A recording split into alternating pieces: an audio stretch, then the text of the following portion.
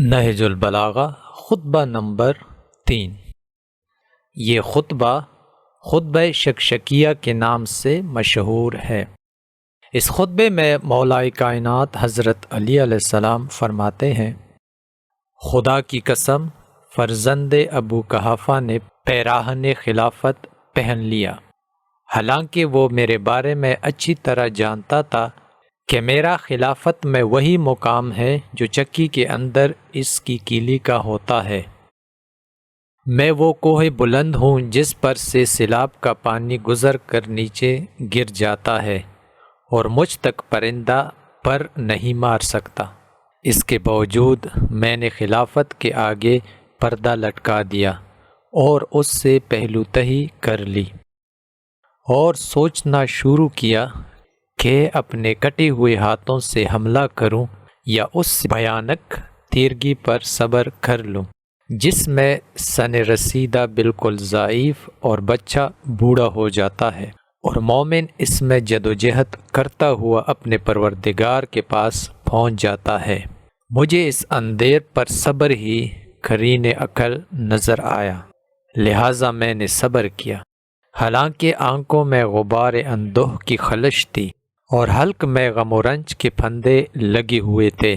میں اپنی میراث کو لٹتے دیکھ رہا تھا، یہاں تک کہ پہلے نے اپنی راہ لی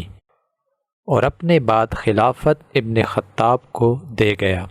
پھر حضرت نے بطور تمثیل عاشی کا یہ شعر پڑھا، کہاں یہ دن جو فاقہ کے پالان پر کٹتا ہے، اور کہاں وہ دن جو حیان بر اور جابر کی صحبت میں گزرتا تھا۔ تعجب ہے کہ وہ زندگی میں تو خلافت سے سبکدوش ہونا چاہتا تھا، لیکن اپنے مرنے کے بعد اس کی دنیا دوسروں کے لیے استوار کرتا گیا۔ بے شک ان دونوں نے سختی کے ساتھ خلافت کے تھنوں کو آپس میں بانٹ لیا۔ اس نے خلافت کو ایک سخت و درشت محل میں رکھ دیا جس کے چرکے کھاری تھے، جس کو چھو کر بھی درشتی محسوس ہوتی تھی، جہاں بات بات میں ٹوکر کھانا اور پھر عذر کرنا تھا۔ جس کا اس سے سابقہ پڑا وہ ایسا ہے جیسے سرکش اونٹنی کا سوار اگر مہار کھینچتا ہے تو اس کی منظوری سے اس کی ناک کا درمیانی حصہ ہی شگافتہ ہو جاتا ہے، جس کے بعد مہار دینا ہی ناممکن ہو جائے گا، اور اگر باغ کو ڈھیلا چھوڑ دیتا ہے تو وہ اس کے ساتھ مہلکوں میں پڑ جائے گا۔ اس کی وجہ سے بقائے ایست کی قسم لوگ کجروی، سرکشی، مدلون مزاجی اور براہ روی میں مبتلا ہو گئے۔ میں نے اس طویل مدت اور شدید مصیبت پر صبر کیا، یہاں تک کہ دوسرا بھی اپنی راہ لگا اور خلافت کو ایک جماعت میں محدود کر گیا، اور مجھے بھی اس جماعت کا ایک فرد خیال کیا۔ اے اللہ، مجھے اس شورا سے کیا لگاؤ؟ ان میں کہ سب سے پہلے کے مقابلے ہی میں میرے استحقاق و فضیلت میں کب شک تھا، جو اب ان لوگوں میں بھی شامل کر لیا گیا ہوں، مگر میں نے یہ طریقہ اختیار کیا تھا کہ جب وہ زمین کے نزدیک ہو کر پرواز کرنے لگیں تو میں بھی ایسا ہی کرنے لگوں، اور جب وہ اونچے ہو کر اڑنے لگیں تو میں بھی اسی طرح پرواز کروں، یعنی حتی الامکان کسی نہ کسی صورت سے نباہ کرتا رہوں۔ ان میں سے ایک شخص تو کینہ و عناد کی وجہ سے مجھ سے منحرف ہو گیا،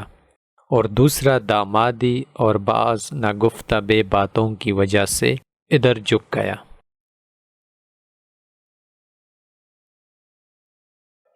یہاں تک کہ اس قوم کا تیسرا شخص پھیٹ پھیلائے سرگیں اور چھارے کے درمیان کھڑا ہوا، اور اس کے ساتھ اس کے بھائی بند اٹھ کھڑے ہوئے جو اللہ کے مال کو اس طرح نگلتے ہیں جس طرح اونٹ فصل ربیع کا چارہ چرتا ہے، یہاں تک کہ وہ وقت آ گیا جب اس کی بٹی ہوئی رسی کے بل کھل گئے اور اس کی بداعمالیوں نے اس کا کام تمام کر دیا، اور شکم پھری نے اسے منہ کے بل گرا دیا۔ اس وقت مجھے لوگوں کے ہجوم نے دہشت زدہ کر دیا جو میری جانب بجو کے عیال کی طرح ہر طرف سے لگاتار بڑھ رہا تھا، یہاں تک کہ عالم یہ ہوا کہ حسن اور حسین کچلے جا رہے تھے اور میری ردا کے دونوں کنارے پھٹ گئے تھے۔ وہ سب میرے گرد بکریوں کے گلے کی طرح گھیرا ڈالے ہوئے تھے، مگر اس کے باوجود جب میں امر خلافت کو لے کر اٹھا تو ایک گروہ نے بیعت توڑ ڈالی اور دوسرا دین سے نکل گیا، اور تیسرے گروہ نے فسق اختیار کر لیا، گویا انہوں نے اللہ کا یہ ارشاد سنا ہی نہ تھا کہ یہ آخرت کا گھر ہم نے ان لوگوں کے لیے قرار دیا ہے جو دنیا میں نہ بیجا بلندی چاہتے ہیں نہ فساد پھیلاتے ہیں، اور اچھا انجام پرہیزگاروں کے لیے ہے۔ ہاں ہاں، خدا کی قسم،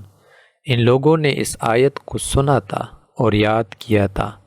لیکن ان کی نگاہوں میں دنیا کا جمال کھپ گیا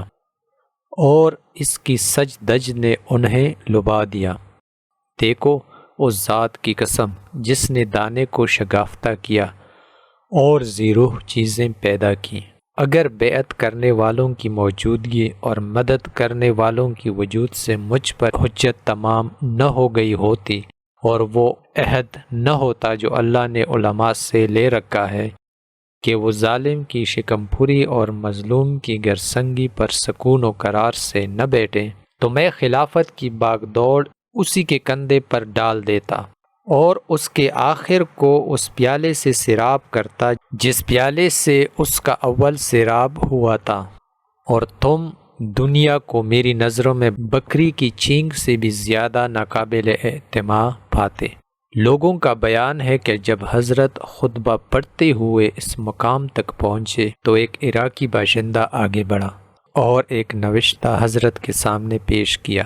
آپ علیہ السلام اسے دیکھنے لگے۔ جب فارغ ہوئے تو ابن عباس نے کہا، یا امیر المؤمنین، آپ نے جہاں سے خطبہ چھوڑا تھا وہیں سے اس کا سلسلہ آگے بڑھائیں۔